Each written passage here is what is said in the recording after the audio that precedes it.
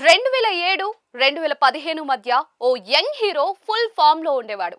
వరుస విజయాలతో తనకంటూ ప్రత్యేక ఇమేజ్ ను సంపాదించుకున్నాడు. ఇండస్ట్రీలో ఎలాంటి సినీ బ్యాక్గ్రౌండ్ లేకుండా వచ్చి సక్సెస్ అవడంతో చాలా వేగంగా పాపులర్ అయిపోయాడు.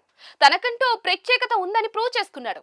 అప్పటికే ఇండస్ట్రీలో వారసులు కొనసాగుతూ ఉన్నారు. వాళ్ళ మధ్యలో వాళ్ళకే పోటీగా వచ్చి సక్సెస్ అవ్వడం అంటే అంత ఈజీ కాదు. అతడి విషయంలో ప్రతిభ కంటే అదృష్టమే కలిసొచ్చిందని చెప్పుకోవాలి. అలా 7-8 సంవత్సరాల పాటు నటుడిగా బాగానే కొనసాగాడు. కానీ ఈ ప్రయాణంలో అన్నే విమర్శలు కూడా ఎదుర్కొన్నాడు. అందుకు కారణం కూడా ఆ నటుడే. స్టార్ ఇమేజ్ ని తలకెక్కించుకుని క్రమశిక్షణ లేకపోవడం వంటి అంశాలు అతన్ని ఎంత వేగంగా పైకి లేపాయో అంతే వేగంగా పాతాళానికి తొక్కేశాయి.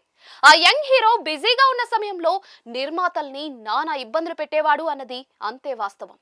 సినిమా షూటింగ్ కి టైం కి రాకపోవడం, ముఖ్యమైన సన్నివేశాలు ఉన్నాయని చెప్పినా కూడా అశ్రద్ధ చేయడం, ఫోన్ చేస్తే లిఫ్ట్ చేయకపోవడం, దర్శకుల్ని వెయిట్ చేయించడం, ఇలా ఒకటేంటి ఫామ్ లో ఉన్నంత కాలం దర్శక నిర్మాతల సహనాన్నే పరీక్షించాడు. కానీ రోజులన్నీ అతడివే కాదు కదా. ఎంత వేగంగా సక్సెస్ అయ్యాడో అంతే వేగంగా అదే ఫామ్ ని కోల్పోయాడు. దీంతో సినిమా అవకాశాలు తగ్గాయి.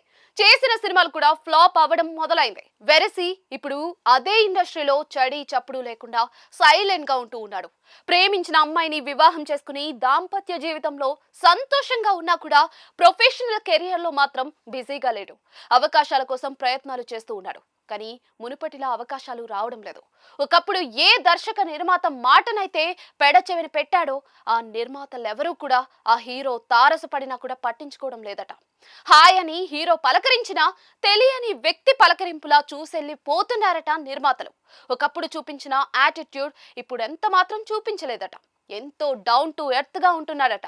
కనిపించిన వారితో పొలైట్ గా మాట్లాడటం, ఒకప్పటి స్టార్ ని అనే ఇమేజ్ ను పక్కన పెట్టి అందరితో కలివిడిగా ఉండే ప్రయత్నం చేస్తున్నాడు. ఎన్ని చేసినా ఏం లాభం, చేతులు కాలిన తర్వాత ఆకులు పట్టుకోవడం అన్నట్లే.